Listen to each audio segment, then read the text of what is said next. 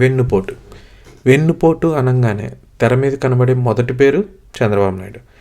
కానీ తెర వెనక ఆంధ్రప్రదేశ్కి ఏమైనా వెన్నుపోట్లు జరిగాయా? ఆంధ్రప్రదేశ్ అంటే మన డివైడెడ్ ఆంధ్రప్రదేశ్. ఈరోజు ఏ ఆంధ్రప్రదేశ్ ఉందో ఆ ఆంధ్రప్రదేశ్.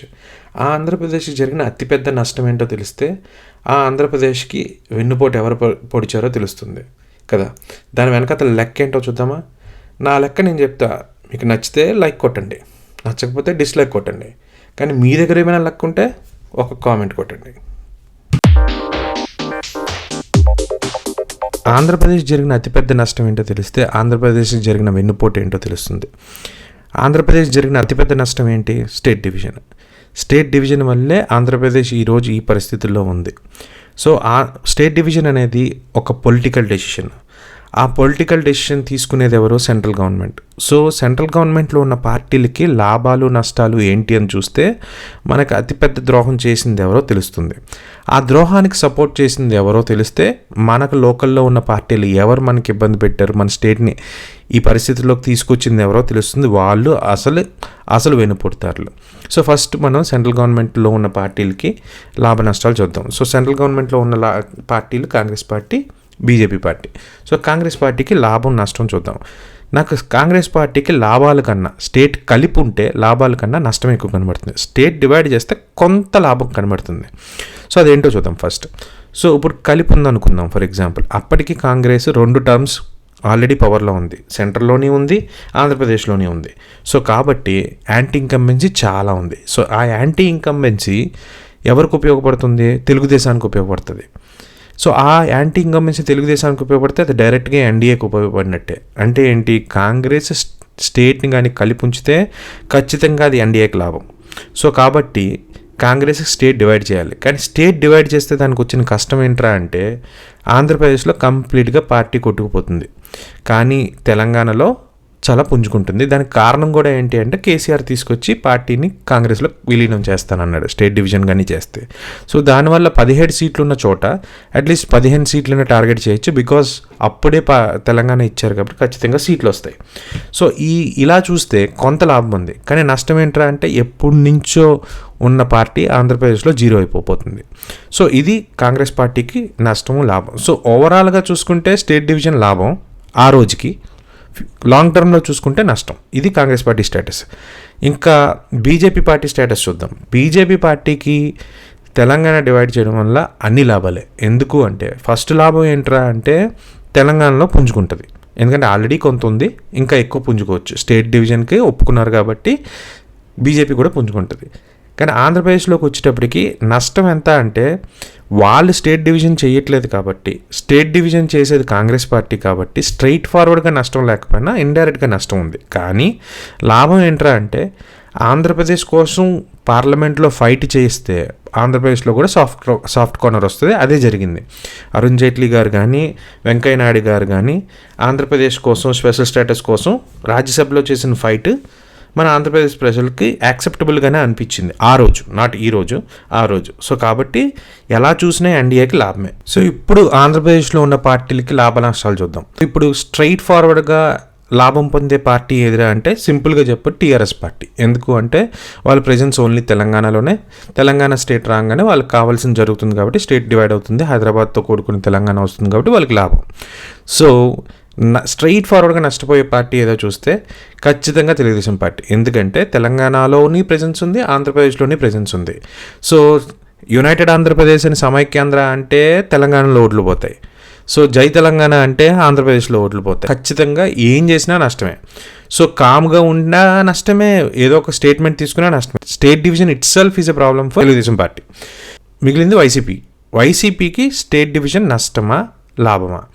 సో కలిపి ఉందనుకుందాం స్టేట్. సో కలిపి ఉన్నంత కాలం వైసీపీకి కాంపిటేటర్స్ ఎవరెవరు? Telugu Desam party, Congress party and TRS party. So కాంగ్రెస్కి ఆల్రెడీ యాంటీ ఇన్కంబెన్సీ ఉంది. సో కాంగ్రెస్ దగ్గర ఉన్న ఓటు మొత్తం ఎంతో కొంత majority of the vote, for example 42% ఉంటే అట్లీస్ట్ 30 to 35% ఖచ్చితంగా జగన్మోహన్ రెడ్డి తన సైడ్ తెచ్చుకోగలడు. ఎందుకంటే ఓదార్పు యాత్ర చేశారు కాబట్టి ఆ ఓటు ఇటుపక్క వస్తుంది. కానీ తెలంగాణ స్టేట్మెంట్ చాలా స్ట్రాంగ్గా ఉంది. సో కాబట్టి తెలంగాణలో కాంగ్రెస్ ఓటు దీనికి ట్రాన్స్ఫర్ అయ్యే ఛాన్సెస్ చాలా తక్కువ ఉన్నాయి. ఎందుకు అంటే ఆ యాంటీ ఇన్కంబెన్సీ ఓటు మొత్తం తీసుకోవడానికి టీఆర్ఎస్ రెడీగా ఉంది. సో కాబట్టి స్టేట్ కలిపి ఉంటే జగన్మోహన్ రెడ్డి గారికి సీఎం అవ్వడం చాలా చాలా కష్టం. ఎందుకు అంటే ఒకటి ఓటు మొత్తం ట్రాన్స్ఫర్ అవ్వదు, ఒకళ్ళు అయినా సరే హాఫ్ అండ్ హాఫ్ అవుతుంది, ఎందుకంటే తెలంగాణలో ఓటు రాదు. వైసీపీ పరిస్థితి చూస్తే మాత్రం స్టేట్ కలిసి ఉంటే చాలా ఎక్కువ నష్టం. అదే స్టేట్ డివైడ్ అయింది అనుకోండి, ఫర్ ఎగ్జాంపుల్ స్టేట్ డివిజన్ ఎవరు చేయాలి? కాంగ్రెస్ పార్టీ చేయాలి. కాంగ్రెస్ పార్టీ చేసింది అంటే అర్థం ఏమవుతుంది? కాంగ్రెస్ పార్టీ ఓటు మొత్తంగా ట్రాన్స్ఫర్ అవుతుంది. కలిపి ఉంటే 30%, 35% అవ్వచ్చు, ఎందుకంటే కాంగ్రెస్ ఎప్పటి నుంచో ఉంది కాబట్టి, కాంగ్రెస్ లాయల్ ఓటర్స్ ఉంటారు కాబట్టి. కానీ స్టేటింగ్ అని డివైడ్ చేశారా, ఖచ్చితంగా కాంగ్రెస్ పార్టీ మీద కోపం ఎక్కువ ఉంటుంది కాబట్టి మొత్తం పార్టీ ఓటు అంతా షిఫ్ట్ అవుతుంది. At the same time YCP party నష్టపోయేది ఏంటి? తెలంగాణలో నష్టపోతుంది. సో తెలంగాణలో వైసీపీకి ప్రెజెన్స్ ఎంత ఉంది?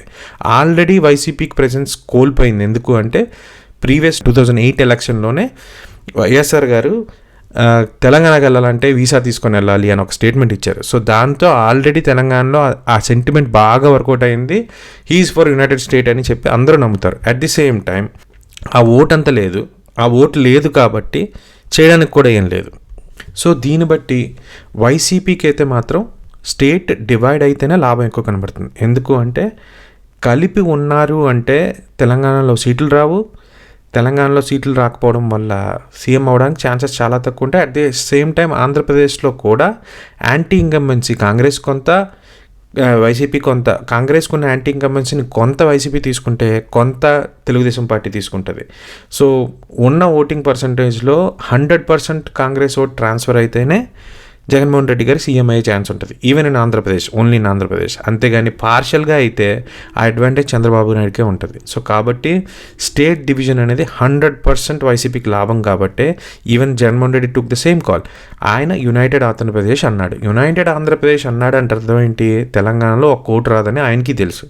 సో తెలంగాణను వదిలేసుకున్నాడు. చెప్పడం బయటికి యునైటెడ్ ఆంధ్రప్రదేశ్ అంటున్నాడు, కానీ ఎవరైనా యునైటెడ్ ఆంధ్రప్రదేశ్ అన్నారు అంటే తెలంగాణను వదిలేసుకున్నట్టు 2014 సిచ్యువేషన్లో. సో కాబట్టి ఆయనకు ముందే వదిలేసుకున్నాడు అనేది ఆయన నిర్ణయం చూస్తే మనకు అర్థమవుతుంది. ఆయన క్లియర్గా తెలుసు స్టేట్ డివిజన్ మాత్రం ఆయనకి హెల్ప్ అవుతుంది. ఎందుకు అంటే కాంగ్రెస్ పార్టీ మొత్తం ఓటు వచ్చేస్తుంది. At the same time Telugu Desam party ఇంకా హాఫ్ అండ్ హాఫ్ ఉంటుంది, అక్కడ ఇక్కడ ఉంటుంది కాబట్టి ఈజీగా తెలుగుదేశం పార్టీని కూడా ఎగ్నెస్ట్ తెలంగాణ ఓటుని కన్వర్ట్ చేసుకోవచ్చు. సో కాబట్టి state division is benefit for YCP party, TRS party and BJP party straight away, and partially okay for Congress party and completely loss for TDP party. ఇవి లాభాలు నష్టాలు. సో తెలుగుదేశం పార్టీకి ఎలాగైనా నష్టం అని ఎందుకన్నాను అంటే స్టేట్ డివైడ్ అయితే తెలంగాణ సైడ్ కంప్లీట్గా పార్టీ తుడిచిపెట్టుకుపోతుంది కాబట్టి ఖచ్చితంగా నష్టం. ఆంధ్ర సైడ్ లాభం అవుతుందా అంటే అది కూడా కాదు. ఎందుకు అంటే కాంగ్రెస్ మీద ఉన్న కోపం కానీ, కాంగ్రెస్ మీద ఉన్న యాంటీ ఇన్కంబెన్సీ కానీ మొత్తం తీసుకోవడానికి జగన్మోహన్ రెడ్డి రెడీగా ఉన్నారు. కాబట్టి తెలుగుదేశానికి ఎటుపక్కైనా నష్టమే. అది కాక చంద్రబాబు నాయుడు ఖచ్చితంగా యునైటెడ్ ఆంధ్రప్రదేశ్కి సపోర్టు, బయటకు మాత్రం 2 కళ్ళ సిద్ధాంతం అంటున్నాడని ఈవెన్ తెలంగాణ వాళ్ళకి తెలుసు, ఆంధ్రప్రదేశ్ వాళ్ళకి తెలుసు. For that fact YS Rajasekhar Reddy గారు కూడా ఖచ్చితంగా స్టేట్ని డివైడ్ అవనిచ్చేవారు కాదు. వైఎస్ రాజశేఖర్ రెడ్డి ముఖ్యమంత్రి అయినా, చంద్రబాబు నాయుడు ముఖ్యమంత్రి అయినా స్టేట్ డివైడ్ కాదు అని మనందరికీ తెలుసు. సో కాబట్టి ఈ ఇద్దరు నాయకులు స్టేట్ని అయితే డివైడ్ చేయరు. సో కాబట్టి తెలుగుదేశానికి ఎలా చూసినా ఇది నష్టమే. కానీ మీకు ఇందాక ఒక పాయింట్ చెప్పాను, కాంగ్రెస్ పార్టీ స్టేట్ డివైడ్ చేస్తే 17 ఎంపీ సీట్లున్న తెలంగాణను తీసుకుని 25 ఎంపీ సీట్లున్న ఆంధ్రప్రదేశ్ను వదిలేయాలి. ఏ పార్టీ అయినా అలా చేస్తుందా? మీరు ఒక్కసారి ఆలోచించండి. 25 సీట్లున్న రాష్ట్రాన్ని వదిలేసుకొని 17 సీట్లు ఉన్నదో చేస్తుందా? ఉన్న సిచ్యువేషన్లో 17 సీట్లు తెచ్చుకోవడం ఇంపార్టెంటే, కానీ 25 సీట్లు ఎలా రీటైన్ చేసుకోవాలి? కంప్లీట్గా వదిలేసుకోవడానికి ఏ పార్టీ రెడీగా ఉండదు. ఈ పాయింట్ చాలా చాలా ఇంపార్టెంట్. ఆ పాయింట్ వెనకతల ఉన్న కథ ఏంటో చూస్తేనే మనకు అసలు లెక్క ఏంటో అర్థమవుతుంది. సో మనం ఇప్పుడు అసలు ఎందుకు కాంగ్రెస్ పార్టీ నిర్ణయం తీసుకుంది అని తెలియాలి అంటే మనం సీక్వెన్స్ ఆఫ్ ఈవెంట్స్ని కొంచెం అర్థం చేసుకోవాలి. ఎందుకు తీసుకుంది అంటే క్లియర్, ఎందుకంటే లాభం ఎక్కువ ఉంది కాబట్టి ప్రస్తుతానికి. కానీ లాంగ్ టర్మ్లో ఉన్న నష్టాన్ని ఎలా పోర్చబోతుంది కాంగ్రెస్ పార్టీ అని తెలియాలి అంటే మనం సీక్వెన్స్ ఆఫ్ ఈవెంట్స్ చూడాలి. అది ఏంటి అంటే జగన్మోహన్ రెడ్డి జైలుకి వెళ్ళక ముందు ఓదార్పు యాత్ర మొదలుపెట్టేటప్పుడు ఆ ఓదార్పు యాత్ర కోసం కాంగ్రెస్ పార్టీని ఎదిరించారు. అంతవరకు అందరికీ తెలుసు. అతను జెన్యూన్గా ఎదిరించాడు, అందులో డౌట్ ఏం లేదు. కాంగ్రెస్ పార్టీని ఎదిరించడంలో 100% నిజం ఉంది. అట్ ది సేమ్ టైం కేసీఆర్తో కూడా చాలా గొడవ పడ్డారు. ఎంత గొడవ పడ్డాడు అంటే మహబూబ్ నగర్ జిల్లాలో ఒక రైల్వే స్టేషన్లో వాళ్ళు జగన్మోహన్ రెడ్డి వస్తుంటే గన్స్తో ఫైరింగ్ చేసుకున్నారు ఈ మన తెలంగాణ ఉద్యమకారులు అండ్ జగన్మోహన్ రెడ్డి. అంటే కేసీఆర్ ఉద్యమకారులు రిప్రజెంట్ చేస్తుంది కేసీఆర్ జగన్మోహన్ రెడ్డి గన్లతో కార్చుకునేంత శత్రుత్వం ఉంది రాజకీయంగా. కానీ మీరు అబ్జర్వ్ చేస్తే వన్స్ జగన్మోహన్ రెడ్డి జైలుకి వెళ్ళి బయటకు వచ్చిన తర్వాత కేసీఆర్ మీద యుద్ధం ఆగిపోయింది. నాకేమనిపిస్తుంది అంటే కేసీఆర్ మీద యుద్ధం ఆగిపోవడం ఒక లెక్క అయితే, రెండో లెక్క ఏంట్రా అంటే జైలు నుంచి వచ్చిన తర్వాత సిఆర్ఎన్ఐబిఎన్కి ఇచ్చిన ఇంటర్వ్యూలో జగన్మోహన్ రెడ్డి ఏం చెప్పారు, ఎన్డీఏతో అయితే ఎట్టి పరిస్థితుల్లో కలను, కానీ శరద్ పవార్తో, మమతా బెనర్జీతో, వీళ్ళందరితో అవకాశం ఉంటే కలుస్తాను, ఫైనల్గా ఇంకో మాట చెప్పాడు, యూపీఐతో కూడా కలుస్తాను అని చెప్పాడు.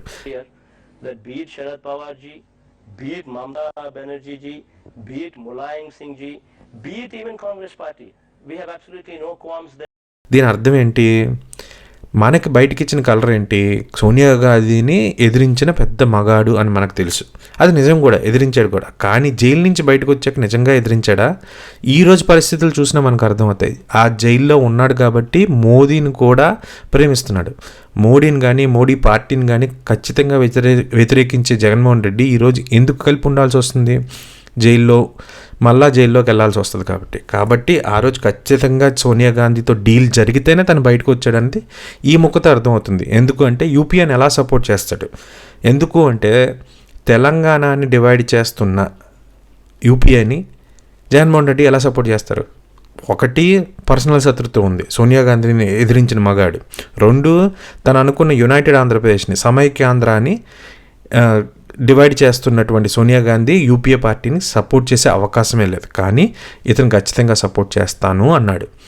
సపోర్ట్ చేయడా అని చాలామంది క్వశ్చన్స్ వస్తాయేమో, కానీ ఇప్పుడు చూడండి, ఈ రోజుకి చూడండి, రేపు పొద్దున్న యూపీఏ పవర్లోకి వస్తే ఖచ్చితంగా జగన్మోహన్ రెడ్డికి పార్టీ తను సపోర్ట్ చేస్తుంది, అవసరమైతే విలీనం కూడా అవుతుంది. ఎందుకు ఈ మాట చెప్తున్నాను అంటే యూపీఏ పెద్దదవుతున్నంత కాలం జగన్మోహన్ రెడ్డికి ఆంధ్రప్రదేశ్లో వీక్ అవుతారు. ఎందుకు అంటే ఎప్పుడైతే యూపీఏ ఓట్ డివైడ్ అవుతుందో, ఫర్ ఎగ్జాంపుల్ షర్మిలాయే కొంచెం స్ట్రాంగ్ అయింది అనుకుందాం ఈ రోజు పరిస్థితుల్లో, జగన్మోహన్ రెడ్డికి ఉన్నది 42% స్ట్రైట్ ఫార్వర్డ్ ఓట్, 51% 2019లో వచ్చింది, దాని లెక్క తర్వాత చూద్దాం. కానీ ఓడిపోయినప్పుడు వచ్చిన ఓట్ పర్సెంటేజ్ అంతా 42%. అందులో 5% షర్మిల వెనక్కి తీసుకున్నా ఆయన 37కి వెళ్తారు. సో 37కి వెళ్తే తెలుగుదేశంకి 40 ఉంది, అంటే ఎప్పటికీ ఆయన గెలడు. అంటే యూపీఏ పెరుగుతుంది అంటే జగన్మోహన్ రెడ్డికి నష్టమే. సో యూపీఏతో ఎప్పటికీ గొడవ పడడు. అట్ ది సేమ్ టైం బీజేపీతో పడతాడా? పడలేడు. ఎందుకు అంటే జైల్లోకి వెళ్తాడు బీజేపీ పవర్లో ఉన్నంతకాలం. సో ఖచ్చితంగా జగన్మోహన్ రెడ్డికి ఈ సీక్వెన్స్ ఆఫ్ ఈవెంట్స్ చూస్తే జైలు నుంచి రాగానే కేసీఆర్తో గొడవ ఆగిపోయింది. యునైటెడ్ ఆంధ్రప్రదేశ్ సపోర్ట్ తీసుకున్నాడు అంటే అర్థం ఏంటి? తెలంగాణను వదిలేసుకున్నాడు అని అర్థం. మూడవది ఏం జరిగింది? బెయిల్ ఎలా వచ్చింది? బెయిల్ వచ్చింది అంటే కాంగ్రెస్ పార్టీ రిలీజ్ చేస్తేనే వచ్చింది. ఎందుకంటే అరెస్ట్ చేయక ముందు జగన్మోహన్ రెడ్డి చెప్పాడు సిబిఐ అంటే కాంగ్రెస్ బ్యూరో ఆఫ్ ఇన్వెస్టిగేషన్ అని. కాంగ్రెస్ బ్యూరో ఆఫ్ ఇన్వెస్టిగేషన్ నీకు బెయిల్ ఇచ్చింది అంటే ఎలా ఇచ్చింది? ఈరోజు కేజ్రీవాల్కో, మనీష్ సిసోడియాకో చిన్న చిన్న కేసుల్లో కూడా సంవత్సరాలు బట్టి జైల్లో ఉంచుతున్నారు, ఈవెన్ ట్రయల్ కన్విక్ట్ అవ్వకుండా. జగన్మోహన్ రెడ్డి ఇన్ని వేల కోట్ల అవినీతి చేసి బయటలా తిరుగుతున్నారు అంటే ఖచ్చితంగా కాంగ్రెస్ పార్టీ సపోర్ట్ తోటే బయటకు వచ్చారు. సో బెయిల్ రావడానికి కాంగ్రెస్ పార్టీ వచ్చింది. సో క్లియర్గా ఇక్కడ మనకు డీల్ అర్థమవుతుంది. మనల్ని అందరినీ మోసం చేద్దామని ఫిక్స్ అయ్యారు. ఏమైనా మోసం చేస్తారు? స్టేట్ డివైడ్ చేస్తారు. కేసీఆర్ గారు వెళ్ళి కాంగ్రెస్లో పార్టీని కలిపేస్తారు. జగన్మోహన్ రెడ్డి కాంగ్రెస్ని తిడతారు, తిట్టి గెలుస్తారు సీట్లు. గెలిచిన తర్వాత పార్టీ తనకు సపోర్ట్ చేస్తుంది, అవసరమైతే విలీనం కూడా అవుతుంది. బకరాలయ్యారు. ఆంధ్రప్రదేశ్లో ఉన్న ప్రజలందరినీ వీళ్ళందరూ కలిపి బకరాలు చేశారు. అది జరిగిన ప్లాన్ అని, అది జరిగిన లెక్కని నాకైతే సీక్వెన్స్ ఆఫ్ ఈవెంట్స్తో మీరు కావాలంటే డేట్లు చెక్ చేసుకోండి. జైలుకి వెళ్ళకముందు ఎలాగున్నారు, జైలు నుంచి వచ్చిన తర్వాత ఎలాగున్నారు, జైలు నుంచి వచ్చిన తర్వాత టీఆర్ఎస్ మీతో యుద్ధం ఎందుకు ఆపేశారు, తెలంగాణలో తిరగడం ఎందుకు ఆపేశారు, అట్ ది సేమ్ టైం యూపీఐకి సపోర్ట్ ఎందుకు చేస్తానన్నారు, ఇంత ఫైట్ చేసిన యూపీఐతో సపోర్ట్ ఎందుకు వెళ్ళారు, వీటికి సమాధానాలు దొరికితే అసలు లెక్క బయటకు వస్తుంది. సో ఇప్పుడు మీరు లెక్క ప్రకారం చూస్తే కాంగ్రెస్ పార్టీ ఎందుకు ఒప్పుకోవాలి? బికాజ్ 25 సీట్లు ఖచ్చితంగా జగన్మోహన్ రెడ్డి తన కోసం తీసుకొచ్చి ఇస్తాడు కాబట్టే కాంగ్రెస్ పార్టీ అంత సులువుగా ఒప్పుకుంది. లేకపోతే ఏ పార్టీ అయినా 25 సీట్లు ఉన్న రాష్ట్రాన్ని వదులుకుంటుందా? వదులుకుంది అంటే ఏదో కమిట్మెంట్ ఉంది. ఆ కమిట్మెంట్ ఎవరు ఇవ్వగలరు? చంద్రబాబు నాయుడు ఇవ్వలేడు. ఎందుకంటే ఎప్పటికీ కాంగ్రెస్తో కలుస్తాడని మనం అనుకోం. ఆ రోజుకి తర్వాత కలిసాడు, అది వేరే విషయం. కానీ వైఎస్ఆర్ కాంగ్రెస్ పార్టీ అయితే 100% ఆ పార్టీ నుంచే వచ్చింది కాబట్టి ఖచ్చితంగా కలిసే అవకాశం ఉంది. At the same time YSR Congress party నుంచి లాభం తీసుకుంది. ఏంట్రా అంటే బెయిల్ వచ్చింది. బెయిల్ రాకుండా చేయడం అనేది ఆ రోజు పవర్లో ఉన్న వాళ్ళు ఎవరైనా చేయగలరు, అది ఇప్పటికీ ప్రూవ్ అయింది. కానీ కాంగ్రెస్ పార్టీ బెయిల్ ఇచ్చింది అంటే ఈ డీల్ జరిగింది. డీల్ జరిగితేనే ఈ రాష్ట్రాన్ని వదులుకుంటుంది. సో ఇప్పుడు మీకు అర్థమై ఉంటుంది, కాంగ్రెస్ పార్టీ 25 సీట్లున్న రాష్ట్రాన్ని వదులుకోలేదు. జగన్మోహన్ రెడ్డి ద్వారా ఆ సీట్లు మళ్ళీ వెనక్కి తెచ్చుకుందాం అన్న ప్లాన్లో ఉంది కాబట్టే జగన్మోహన్ రెడ్డికి బెయిల్ వచ్చింది. బెయిల్ వచ్చిన తర్వాత ఆయన అలాగూ గెలుస్తాడు. గెలిచిన తర్వాత స్పెషల్ స్టేటస్ ఇస్తారు. స్పెషల్ స్టేటస్ ఇవ్వడంతో కాంగ్రెస్ పార్టీకి మళ్ళా పార్టీ వెనక్కి తెచ్చుకోవచ్చు, ఈ స్టేట్ని 25 సీట్లని వెనక్కి తెచ్చుకోవచ్చు అనేది క్లియర్ లెక్కలాగైతే నాకు కనబడుతుంది. కానీ చాలామందికి లాస్ట్లో ఒక డౌట్ వస్తుంది. ఈరోజు మనం క్లియర్గా చూస్తే 2014లో ఇంత ప్లాన్ చేసిన జగన్మోహన్ రెడ్డి గెలలేదు కదా, అందరికీ వచ్చే డౌట్ ఇదే. సో మీ లెక్క ప్రకారం కాంగ్రెస్తో కుమ్మక్కై కాంగ్రెస్ ఓట్ పర్సంటేజ్ అంతా తెచ్చుకున్నా సరే జగన్మోహన్ రెడ్డి గెలలేదు అనేదే చాలామంది చెప్పే ప్రశ్న. కానీ మీరు క్లియర్గా వెళ్ళి ఓట్ పర్సంటేజెస్ చూడండి. అతని లెక్క ప్రకారం కాంగ్రెస్ ఓట్ మొత్తం ట్రాన్స్ఫర్ అవ్వాలి. అతనికి ట్రాన్స్ఫర్ అయిన ఓటు వైఎస్ఆర్ కాంగ్రెస్కి ఆ రోజు వచ్చింది 44.60%. తెలుగుదేశం పార్టీకి వచ్చింది 44.90%, అంటే 0.3% తెలుగుదేశంకి ఎక్స్ట్రా వచ్చింది. అది కాక కాంగ్రెస్కి 2.80% వచ్చింది. అంటే కాంగ్రెస్ మొత్తం షిఫ్ట్ అవ్వలేదు, 98% షిఫ్ట్ అయినా తనకు వచ్చింది 44.60. అంటే 24లో తను అనుకున్న లెక్క ప్రకారం ఓట్లన్నీ తెచ్చుకోగలిగాడు. కానీ తెలుగుదేశం ఎలా గెలిచింది? బికాజ్ ఆఫ్ భారతీయ జనతా పార్టీకి 2.2% ఓట్స్ వచ్చాయి. 2.20% ఓట్స్ వల్లే తెలుగుదేశానికి ఆ సీట్ షేర్ వచ్చింది. దీన్ని బట్టి ఏమర్థమైంది? లెక్క అంతా కరెక్టే, వచ్చిన ఓట్లు కరెక్టే, కానీ వాళ్ళంతా ఎక్స్పెక్ట్ చేయలేదు ఏంటి అంటే ఎక్స్పెక్టేషన్ కొంత ఉంది, బట్ వాళ్ళ ప్లాన్ ప్రకారం జరిగిన నష్టం ఏంటంటే యూపీఏ గవర్నమెంట్ సెంట్రల్ గవర్నమెంట్లో రాలేదు. ఎన్డీఏ రావడం వల్ల తెలుగుదేశానికి అడ్వాంటేజ్ అయింది. బట్ ఇదే ఆలోచించండి, ఇదే యూపీఏ గవర్నమెంట్ వచ్చే పవనాలే కానీ ఉంటే 2014లో లెక్క ఎంత కరెక్ట్గా సరిపోయేది. యూపీఏ రాలేదు కాబట్టి 2014లో జగన్మోహన్ రెడ్డి గెలవలేదు. ఇప్పుడు మీరు క్లియర్గా చూస్తే 2019 ఎలక్షన్లో ఏం జరిగిందో చూస్తే మీకు క్లియర్గా అర్థమవుతుంది. ఎప్పుడైతే యాంటీ ఎస్టాబ్లిష్మెంట్ ఓటు డివైడ్ అయిందో ఈవెన్ కాంగ్రెస్కి 1%కి పడిపోయింది. మొత్తం కాంగ్రెస్ ఓటు అంతా అతనికి వచ్చింది.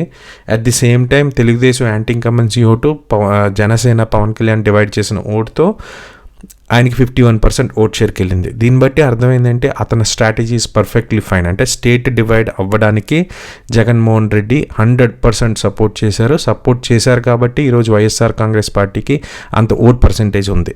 ఒక స్టేట్ డివిజన్ కానీ సపోర్ట్ చేయకపోతే కాంగ్రెస్ పార్టీ ఆల్రెడీ ఇంకా ఆంధ్రప్రదేశ్లో ఉంటే ఒక్క 5% ఓటు జగన్మోహన్ రెడ్డి దగ్గర తీసుకున్నా ఖచ్చితంగా ఆయన సీఎం అవ్వడు. కలిసి ఉంటే ఎట్టి పరిస్థితుల్లో అవ్వడు. ఎందుకు అంటే తెలంగాణలో ఓట్లు లేవు. కలిసి లేకపోయినా కాంగ్రెస్ పార్టీ కానీ బతుకుంటే ఎప్పటికీ అవ్వడు. అదే ఇప్పుడు జరగబోతుంది. గోయింగ్ ఫార్వర్డ్ షర్మిలాని పెద్ద చేద్దాం అనుకున్న రీజన్ కూడా అదే. సో ఈ భయమే అతనికి ఎక్కువ ఉంది కాబట్టి మనం అర్థం చేసుకోవాల్సింది ఏంటి అంటే ఆంధ్రప్రదేశ్ స్టేట్ డివిజన్ని 100% జగన్మోహన్ రెడ్డి కనుసైగల్లోనే జరిగింది. సో మనకు జరిగిన అతిపెద్ద నష్టానికి కారకుడు ఎవడు అని నేను ఇంకా ప్రత్యేకంగా చెప్పక్కర్లేదు. మనకు జరిగిన వెన్నుపోటు ఏంటి? ఆంధ్రప్రదేశ్ జరిగిన వెన్నుపోటు స్టేట్ డివిజన్. ఆ స్టేట్ డివిజన్కి మన స్టేట్ నుంచి కారకుడు అయినవాడు ఎవడు? మీకు తెలిసే ఉంటుంది already answer. Thank you for watching. మా లెక్క నచ్చితే లైక్ కొట్టండి, మా లెక్క నచ్చకపోతే డిస్లైక్ కొట్టండి. మీరు వైసీపీ వాళ్ళైతే నన్ను క్షమించండి, నిజాలు మాత్రమే మాట్లాడడమే మాకు వాటి లెక్క ఉన్న ఒకే ఒక్క గోల్. అలాగనే వైసీపీకి మేము వ్యతిరేకం కాదు. తెలుగుదేశం మీద చేసిన తప్పుల మీద కూడా నెక్స్ట్ మీరు వీడియోలు చూడబోతున్నారు. ప్రతి వీడియోలోని మీరు మా జెన్యూన్ కంటెంట్ మాత్రమే చూస్తారు. వైసీపీ చేసే మంచి పనులు కూడా మేము నెక్స్ట్ వీడియోలో చేయబోతున్నాం. Keep watching, please subscribe. Thank you.